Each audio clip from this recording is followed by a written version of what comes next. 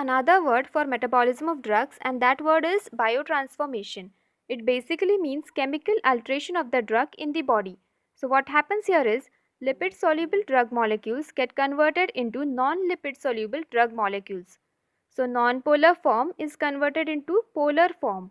So let's understand first what this means. Polar means hydrophilic. Hydro means water and philic means loving. So polar means water soluble and non-lipid soluble. I always had this confusion between polar and non-polar. So I'm gonna remember it like this polar bear here, he loves being in water. So he is hydrophilic. So polar means hydrophilic and non-polar means hydrophobic, means water repelling and lipid soluble. Now which form of the drug will be easier to excrete via the kidneys? The water soluble or the lipid soluble? Think about it. Obviously the water soluble one, means the polar form. That is why drugs undergo biotransformation and get converted into the polar form so that they can easily get excreted via the renal tubules. What will happen if the drug stays lipid soluble? It will get reabsorbed from the renal tubules, and this is obviously toxic to the body. Drug has to get eliminated from the body. So I hope you understood why biotransformation happens. Easy, right? Now the primary site where biotransformation takes place is the liver. It also takes place in the intestines, lungs and plasma. Biotransformation of drugs may lead to inactivation of the drug, or the drug gets partially converted to one or more of its active metabolites. So even after biotransformation, the action of the drug continues. Now let's see an example. Diazepam gets converted into oxazepam, but oxazepam is also an active metabolite. So until oxazepam is eliminated from the body, the action of the drug continues. The next thing that biotransformation leads to is activation of an inactive drug. Some drugs are inactive as such, and these are called as prodrugs. They need conversion in the body to its active form, and the benefit of a prodrug is that it is more stable, has better bioavailability, less side effects and toxicity. For example, levodopa is a prodrug that is converted into its active form, dopamine. Other examples of prodrugs are listed here. Enalapril gets converted into enalaprillate, dipiveprin gets converted into epinephrine, and prednisone gets converted into prednisolone. These biotransformation reactions are of two types, phase 1 and phase 2. Let's understand phase 1 reactions, also called as non-synthetic or functionalization reactions, because a functional group is added. This makes the drug more water soluble and easy to excrete. The first one here is oxidation, which is the most important for drug metabolism. It means addition of oxygen and removal of hydrogen. It is mostly carried out by a family of enzymes known as cytochrome P450. Let's look at a few examples of drugs that are oxidized: barbiturates, ibuprofen, paracetamol, steroids, and benzodiazepines. This cytochrome P450 is present in the endoplasmic reticulum and mitochondria of liver cells. Now, why are they called as cytochrome P450? Let's see. Cyto means they are bound to cell membranes. Chrome means they contain heme pigment. The P stands for the pigment, and 450 because they produce a spectrum with the wavelength of 450 nanometers when bound to carbon monoxide. These proteins control the speed at which the drugs are broken down and the duration for which the drugs are present in the body. An overly active cytochrome P enzyme will make the drug ineffective, but if these enzymes are not active enough, the drug can stay in the body for prolonged duration, and this will obviously lead to toxicity. Now more than 100 cytochrome P450 isoenzymes have been identified. But don't get scared, my friends, you don't have to remember them all. Just remember the two main ones which metabolize nearly 50% of the drugs. They are CYP3A4 and CYP3A5. That's it, just remember these ones. Let's come to the interesting part. Genetic variability within these enzymes greatly affects the rate of metabolism of drugs. What does it mean? It means some people having more cytochrome P450 activity will metabolize a drug faster than those ones who have less cytochrome P450. For example, around 1 in 15 individuals can have an overactive response to beta blockers due to this genetic variation. Diet can also influence the activity of cytochrome P450 enzymes. For example, grapefruit juice has a molecule called as flavonol that has an inhibitory effect on these enzymes that leads to stronger drug effects. By characterizing the cytochrome P450 enzymes of each individual, the optimum drug dosage levels can be prescribed, preventing the dangers of overdose or the possibility of inefficient treatment. The second reaction is reduction. This reaction is the converse of oxidation, means oxygen is removed and hydrogen is added, and it involves the cytochrome P450 enzymes working in the opposite direction. So drugs primarily reduced are chloral hydrate, chloramphenicol, halothane and warfarin. Next reaction is hydrolysis. Hydrolysis means breaking down of a drug molecule by taking up a molecule of water. It occurs in the liver, intestines, plasma and other tissues. These are the examples of the drugs that are hydrolyzed: procaine, lidocaine, procainamide, aspirin, carbamazepine, pethidine and oxytocin. The last two phase 1 reactions are cyclization and decyclization. Cyclization means formation of a ring structure from a straight chain compound, and decyclization means the opposite, that is opening up of this ring structure. This is generally a minor pathway. Now coming to phase 2 reactions or synthetic reactions, they are called as conjugation reaction because they involve conjugation of the drug or its phase 1 metabolite with an endogenous substrate. Endogenous substrate means that which is present in the body. Mostly this substrate is derived from carbohydrate or amino acids. This forms a polar, highly ionized organic acid which is easy to excrete in the urine or bile. There are many types of conjugation reactions, but the most important is glucuronide conjugation. Now as we saw, phase 1 reactions were catalyzed by cytochrome enzymes, and likewise this glucuronide conjugation reaction is carried out by a group of enzymes called as UDP glucuronosyl transferases, in short UGTs. This conjugation reaction increases the molecular weight of the drug, which makes it easily excretable in bile.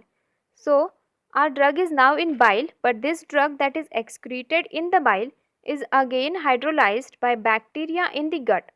So this free drug means the drug that is free from the bile now is reabsorbed and undergoes the same fate, means now again it will go to the liver and get excreted in bile. This whole process is called as enterohepatic cycling. What this does is it prolongs the action of the drug.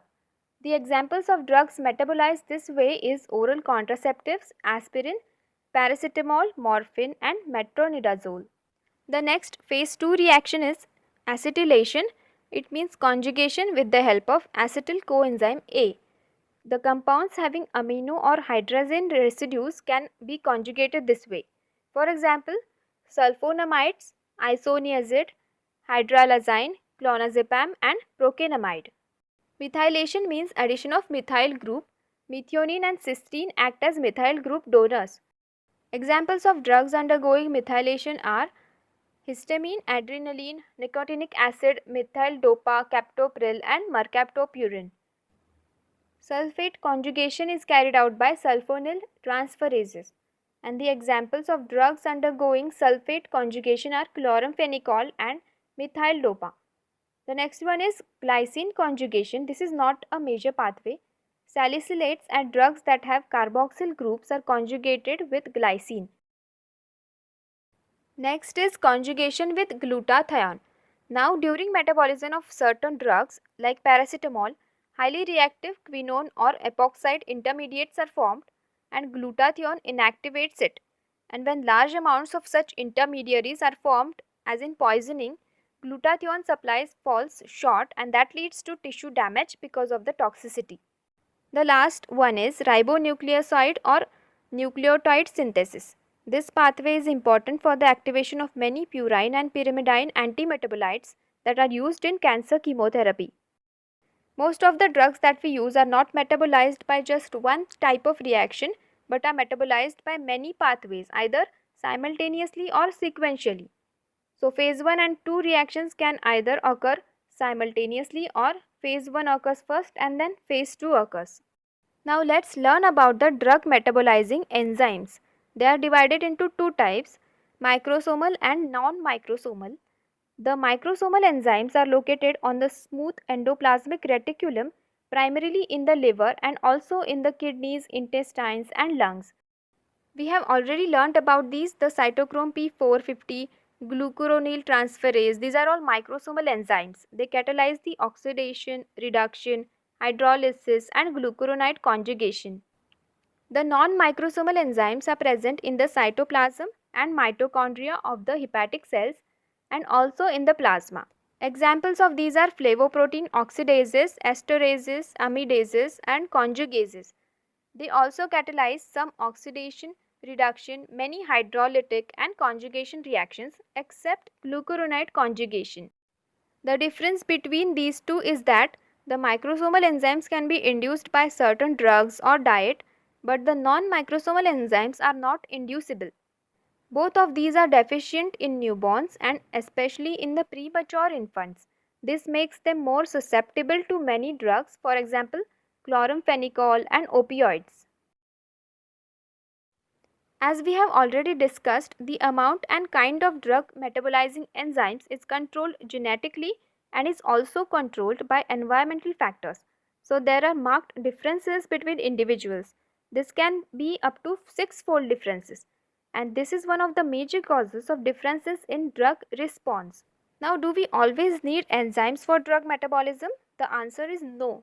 Drugs can get inactivated in the body by spontaneous rearrangement of their molecules without needing any enzymes, and this is called as Hofmann elimination. Example of such a drug is atracurium. Now let's talk about microsomal enzyme induction. This means increase in the synthesis of the microsomal enzymes like cytochrome P450 by certain drugs, and as a result, the rate of metabolism of the inducing drug itself is increased. This induction involves microsomal enzymes in the liver as well as other organs and increases the rate of metabolism by 2 to 4-fold. Now it's simple. What do the enzymes do? They metabolize and eliminate the drug. So if you increase the synthesis of these enzymes, obviously the drug will get eliminated faster. So the consequences are decreased intensity and duration of action of the drug. The example being failure of the contraceptive action of oral contraceptives. Now metabolism of certain drugs activates the drug further. So there is toxicity of the drug. For example, acute paracetamol toxicity happening due to one of its metabolites. Also, tolerance can happen if the drug induces its own metabolism. This is called as autoinduction. The example of such a drug is carbamazepine. Now, some endogenous substrates like steroids, bilirubin, etc. are metabolized faster due to enzyme induction. The enzyme induction also increases porphyrin synthesis and causes acute intermittent porphyria. It's a rare metabolic disorder. The enzyme induction can also interfere with adjustment of dose of another drug prescribed on the regular basis, for example, antihypertensives, oral hypoglycemics, etc. What can happen here is if you induce an enzyme, then the drug will get metabolized faster, so the regular dose may not be sufficient for the patient. We can use this enzyme induction to our benefit in certain diseases like congenital hemolytic jaundice. In this, there is an increased bilirubin synthesis. So, phenobarbital is given because it increases the hepatic glucuronosyl transferase activity and the conjugation of bilirubin and reduces the bilirubin levels. Also, in Cushing's syndrome, it's a condition that occurs from exposure to high cortisol levels for a long time. The most common cause is the use of steroid drugs, but it can also occur from overproduction of cortisol by the adrenal glands. Phenytoin enhances the degradation of adrenal steroids and thereby may reduce the manifestations of the Cushing's syndrome. Also, in case of chronic poisonings, this enzyme induction can increase the rate of metabolism of the accumulated poisonous substance. Now let's understand a very important concept, the first pass metabolism. This refers to metabolism of a drug during its passage from the site of absorption into the systemic circulation. We already know that the drug metabolizing enzymes are present in the liver and intestines. So when you take a drug orally, they are exposed to these enzymes. As the drug enters the hepatic portal system, it is carried through the portal vein into the liver before it reaches the rest of the body. So the liver metabolizes many drugs, sometimes to such an extent that only a small amount of active drug emerges from the liver to the rest of the circulatory system. This first pass through the liver thus may greatly reduce the bioavailability of the drug. This is also called as first pass effect or pre-systemic metabolism. This is the reason why oral dose is considerably higher than the sublingual or parenteral dose. Also, there may be differences in the first pass effect between individuals. So, there is marked individual variation in the oral dose. In patients with severe liver disease, the oral bioavailability of a drug is apparently increased. Why? Because the first pass metabolism is impaired due to the liver disease. Also, if you give two drugs together and one of them, let's say this grey one, is competing with the blue one in the first pass metabolism, then the oral bioavailability of the blue drug is increased. The examples of such drugs are chloramphenicol and propranolol. Let's look at some examples of drugs with high first pass metabolism. Drugs not given orally are isoprenaline, lidocaine, hydrocortisone and testosterone, and drugs given orally in high doses are propranolol, alpranolol, salbutamol, verapamil, glyceryl trinitrate, morphine and pethidine. Okay guys, we have learned so much about biotransformation reactions, and so this is very easy question for you. Answer it in the comment box below and I'll be back with a new video very soon. Until then, keep studying and keep learning.